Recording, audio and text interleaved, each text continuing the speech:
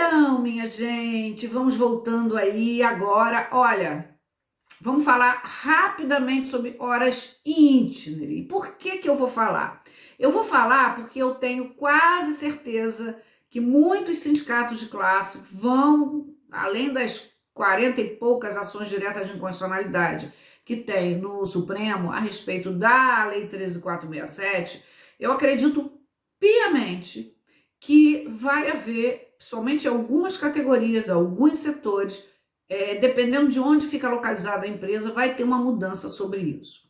As horas de itinerário previstas inicialmente na súmula 90 e na 320 do Tribunal Superior do Trabalho, uma explicava mais ou menos o que é hora de itinerário e, logicamente, em jornada, artigo 58, parágrafo 2º, que foi alterado pela Lei 13.467.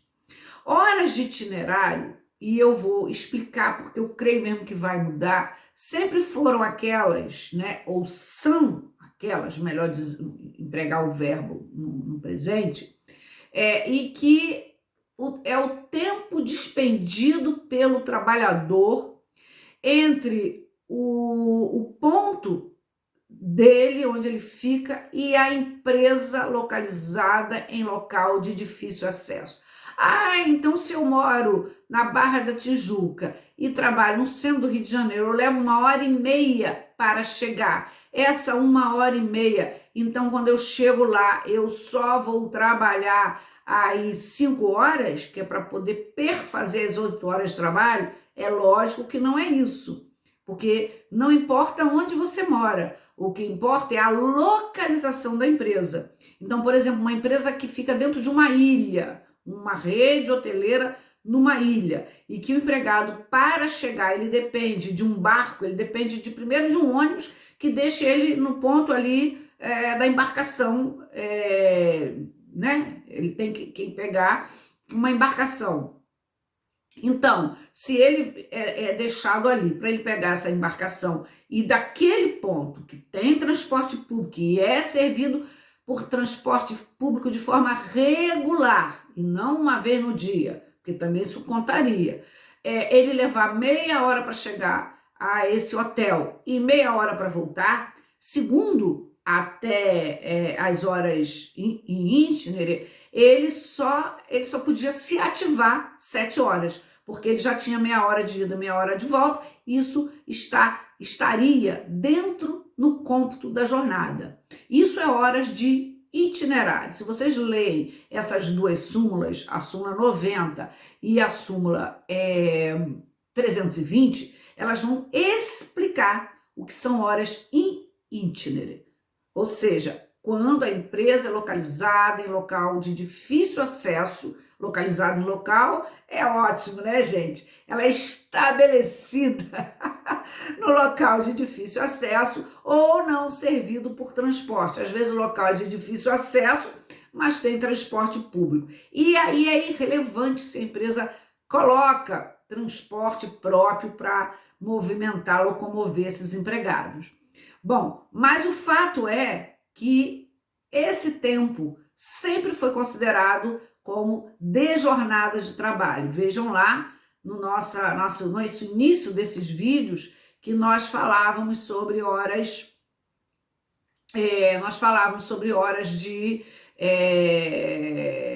sobre os fundamentos de limitação da jornada, os fundamentos não, quando nós falamos das teorias da jornada, e nós falamos horas e itinerário.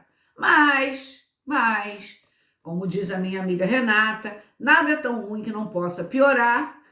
Além do local ser de difícil acesso, além de ter um deslocamento longo, tem a questão de que agora, com a Lei 13.467, não pode mais ser considerado dentro da jornada. Então, o empregado vai se deslocar, por exemplo, nessa meia hora para ir, meia hora para voltar, e ainda vai se ativar por 8 horas. Por quê?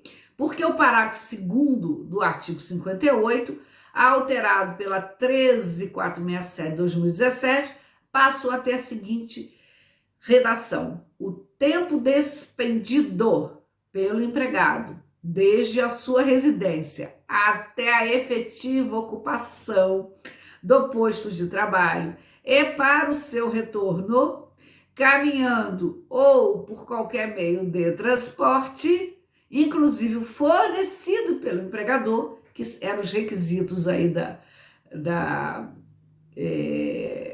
das horas em ínterim. Agora que vem o mais importante, não será computado na jornada de trabalho, por não ser tempo à disposição do empregador. Antes era considerado tempo à disposição do empregador, certo? Então, fica aí, galera, fica esperto aí, isso cai em prova de OAB, tá? Essa mudança. Aí quando eu falo, mas a professora Benizete fala sempre atualmente. Gente, atualmente para mim, a reforma trabalhista é uma grande transformação, uma grande mudança. Ela mudou muita coisa da CLT, ela mudou no aspecto individual, esse é um, no coletivo, questão dos sindicatos e a movimentação em ordem coletiva, e no processo do trabalho. Então, foram, que eu não gosto de chamar reforma, que para mim não foi reforma, foi uma deforma, foi muito forte isso daí, e transformou muito. E como foi agora, recente, a gente ainda não respirou, ainda não foram, as súmulas não foram alteradas no Tribunal Superior do Trabalho, não foram.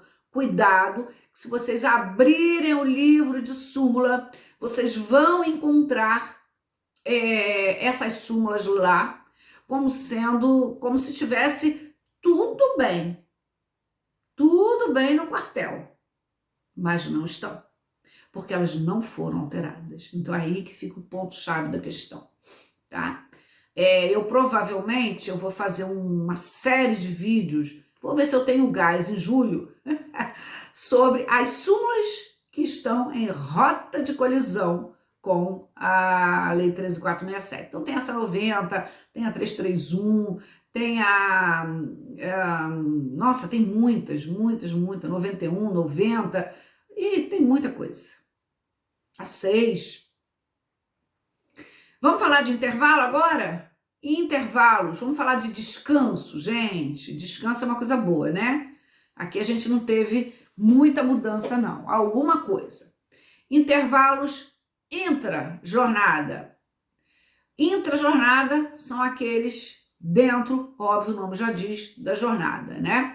E aí a gente vai falar de que os intervalos intra-jornada, eles são de 15 minutos para quem trabalha até 6 horas de trabalho, quem trabalha até 4 horas não tem um intervalo regular. De 4 até 6 horas, obrigatoriamente 15 minutos dentro da jornada.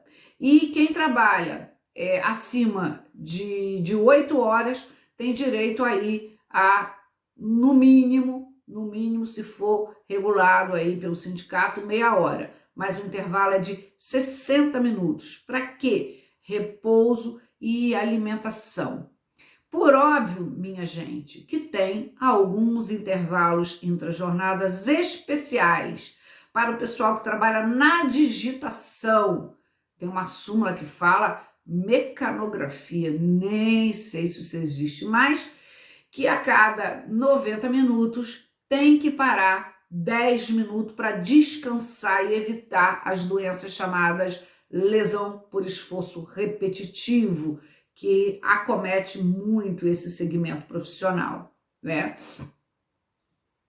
O pessoal que trabalha em minas e subsolo, né, a cada 3 horas, eles têm que subir 20 minutos também para descansar. A mulher que está amamentando, né, ela também tem direito de 30 minutos na parte da manhã, 30 minutos na parte da tarde, né, após 3 horas de trabalho para amamentar o seu próprio filho, né? Quer dizer, 2 intervalos, além para o repouso e alimentação, que a gente chama intervalo para o almoço, repouso e alimentação. Essa mulher também vai ter aí direito a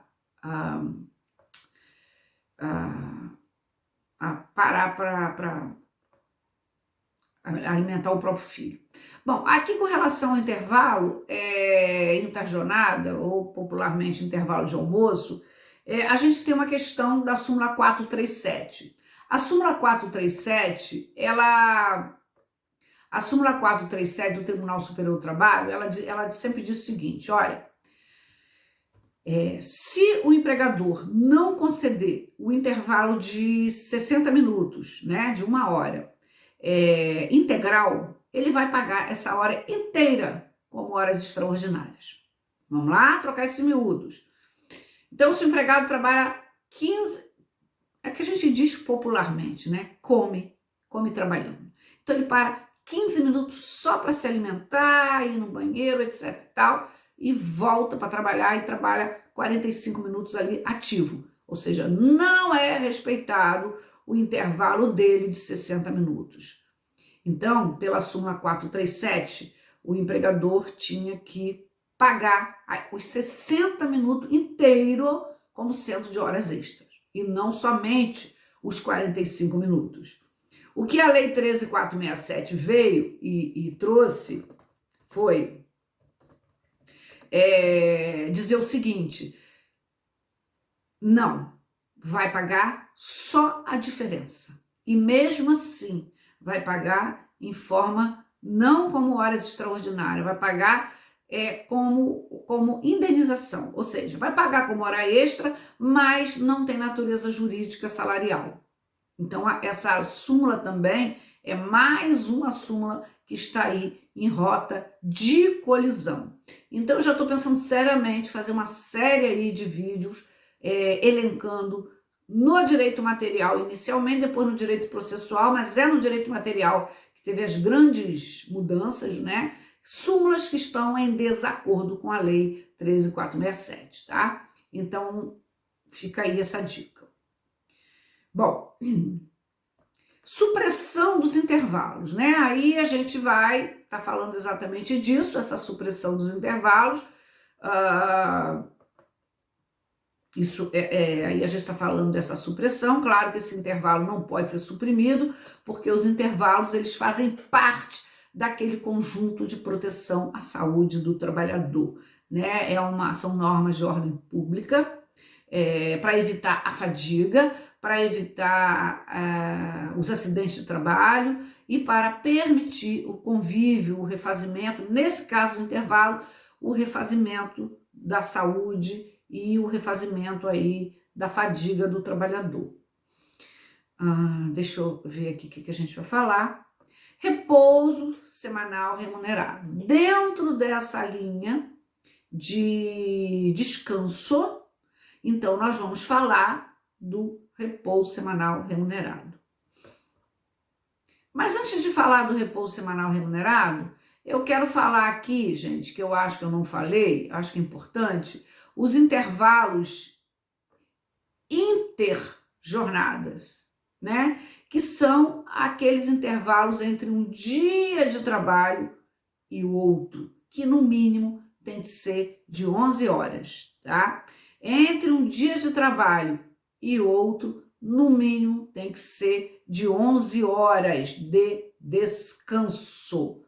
Claro que na época da Revolução Industrial, naquela época onde não existiam as proteções à legislação trabalhista, né? Nem na Europa, nem no Brasil, isso não era respeitado. Bom, então agora podemos falar nesse repouso semanal remunerado, né? Esse repouso semanal remunerado, ele é obrigatório, não se vende. Ele tem uma natureza jurídica salarial e tutelar. Onde que está previsto isso? Artigo 7º da Constituição Federal, no inciso 15 e no inciso 34. Na Lei 605 de 1949, leizinha antiga, gente, na CLT, artigo 67, e muitas súmulas, tá? 27, 110, 172, 225, 351. Galera, muitas súmulas sobre isso, tá? E o que é esse repouso semanal remunerado, popularmente chamado RSR ou DSR, descanso semanal remunerado, DSR ou RSR, que vem às vezes nos contra-cheques, com essas siglas? É o período que o empregado deixa de prestar serviço uma vez por semana, né?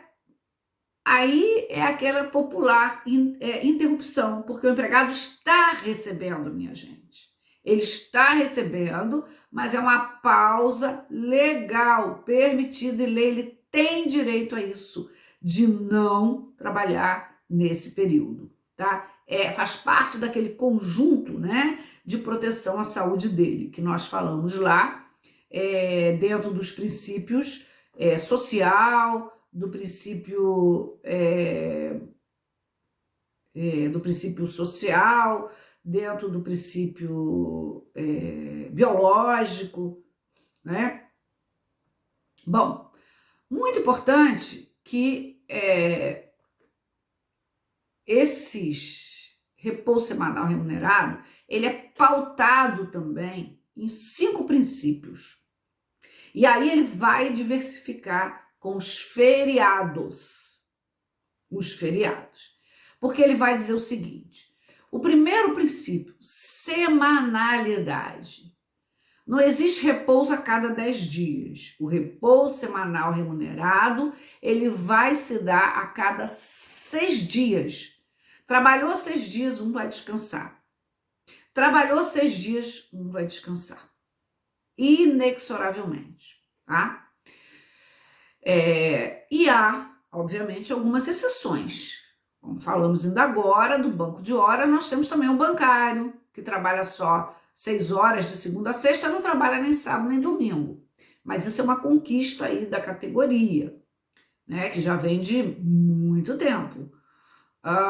E algumas outras atividades também que nem compensa, só trabalha de segunda a sexta, nem faz a compensação. Trabalha folga 2 dias na semana. Então, semanalidade, no mínimo a cada 6 dias, no máximo, quero dizer, a cada 6 dias, um dia de descanso. Dominicalidade, preferencialmente, minha gente, aos domingos. Preferencialmente aos domingos.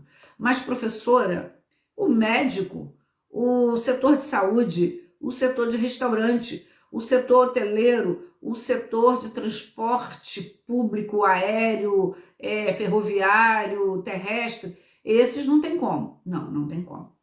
Mas aí como é que faz? Aí que entra. Bom, homens,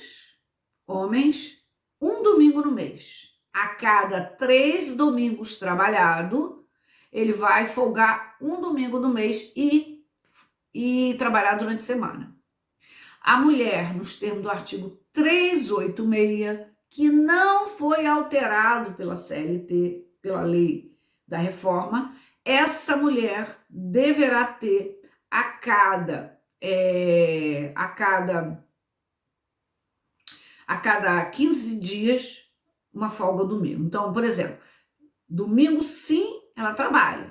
Domingo subsequente, ela não trabalha. No terceiro, ela trabalha.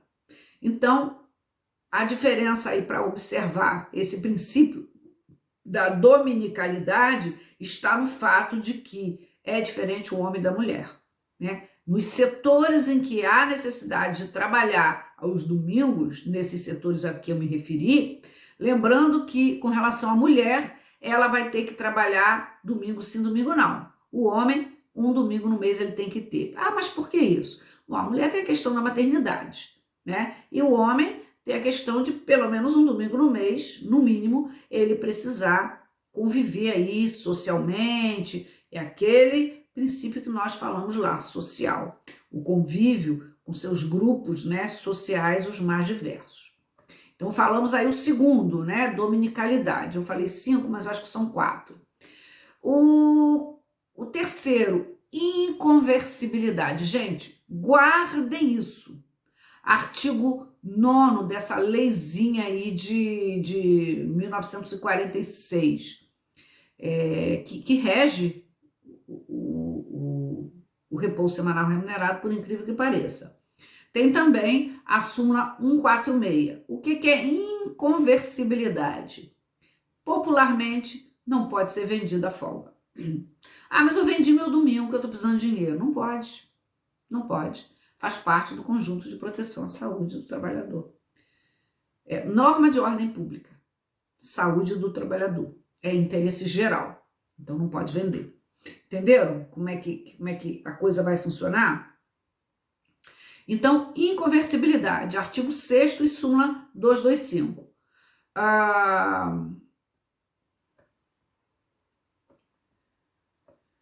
Remunerabilidade, artigo 6º. Não, aqui que agora que é a súmula 225, o artigo 6º. A inconversibilidade, deixa eu só ver aqui, gente, pegar uma colinha aqui, é artigo 9º, eu já havia falado, e súmula 146 do TST.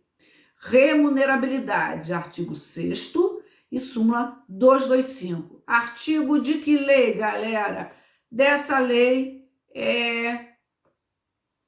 dessa leizinha aí que eu falei ainda há pouco, que é a lei de 1949, a lei 605. Olha isso.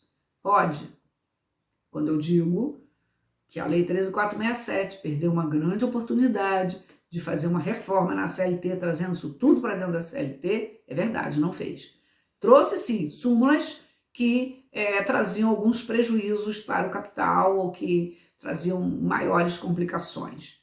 Mas, enfim, não é hora da gente trazer esse ar de indignação essa hora desse momento agora. Bom, então vamos lá. Inconversibilidade, remunerabilidade, inclusive sobre comissão em horas extras.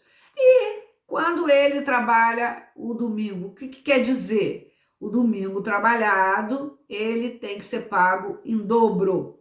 Além do dia que ele já recebeu, ele vai receber mais 100%. Muita gente faz confusão com 100%, que diz assim, o meu dia de trabalho custa R$50. Se eu trabalhar domingo, eu vou ganhar, então, mais R$100? Não, vai ganhar mais 50, porque 50 já está dentro do embutido aí no salário mês. Ele vai ganhar mais 50, porque é 100%. É o dobro e não o triplo. Bom, acho que talvez tenha ficado um pouquinho confuso. Vamos lá. Princípios que regem o repouso semanal remunerado. Semanalidade, dominicalidade, quer dizer, preferencialmente aos domingos, semanalidade, dominicalidade, inconversibilidade e remunerabilidade, ok? Ficou claro isso? E as explicações a gente foi pipocando aí.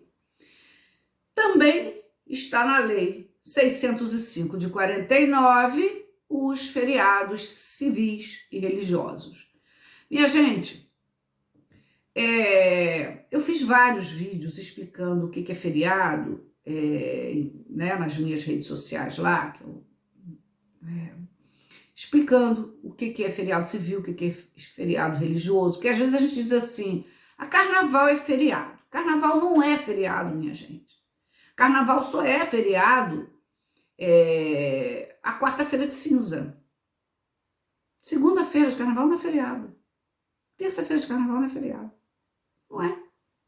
Porque para a lei 605 de 1949, só é considerado feriado aqueles civis e religiosos, tá? Então, o que é feriado? É a interrupção temporal do contrato de trabalho previsto no calendário anual indicado na legislação.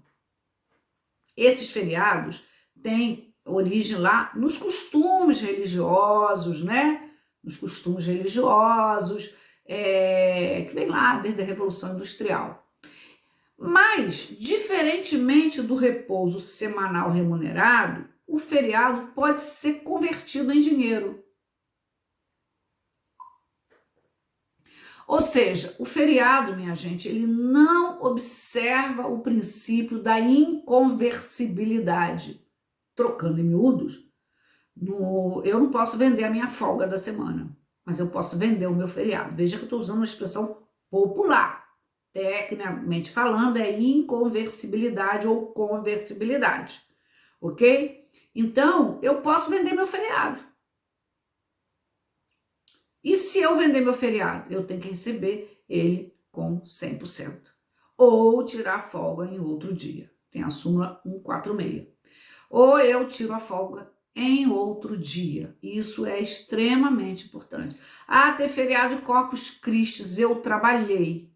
Ok, você pode folgar qualquer dia da semana subsequente ou qualquer outro dia. Ah, professora, e a questão da súmula 927? E agora que ela foi transformada, súmula não, desculpa. A medida provisória 927, que de 2020, que agora está novamente com o número de medida provisória 1046, que diz que o patrão pode, como ele não tem trabalho, como teve aquele lockdown, né, recentemente, de novo no ano 2021, ele antecipou todos os feriados. Então, daqui para frente, se tiver feriado, eu vou trabalhar? Vai. Mas isso está certo? Tá. É bom? Não. Mas era o que tinha, vamos usar uma expressão popular, é o que se tem para hoje, nesse momento de pandemia. Tem uma medida provisória autorizando. E medida provisória tem força de lei enquanto ela estiver em vigor. Né? Então, desde o ano passado, desde de 2020, com a medida provisória 927, que depois ela perdeu a eficácia, ela não foi transformada em lei, diferentemente da medida provisória 936, o que aconteceu é que pôde-se antecipar todos os feriados. E aí vamos supor, todos os feriados que tiveram no segundo semestre de 2020, o empregador deu como folga, o empregado ficou sem trabalhar vários dias. Quando ele voltou à atividade, por exemplo, setor de hotéis, né, de turismo, voltou a trabalhar e tiveram vários feriados, 7 de setembro, 12 de outubro, e algumas cidades em novembro, os trabalhadores trabalharam nesse período. Ah, então ele teve que receber com 100%? Não. Teve que compensar com folga? Não, já compensou antes. Por força da medida provisória 927 de 2020, que foi reeditada agora, quando deu mais uma fechada em diversos setores. Bom, gente, eu acho que é isso, né? Acho que a gente pode ir ficando por aí, fechando esse ciclo aí de jornada de trabalho. Acho muito importante a gente fechar esse ciclo de jornada de trabalho e vou dizer para vocês o seguinte, quem não assistiu os outros 3 vídeos, assistam. Esse é o 4º vídeo aí que a gente está falando de jornada de trabalho, ok? Vamos ficando por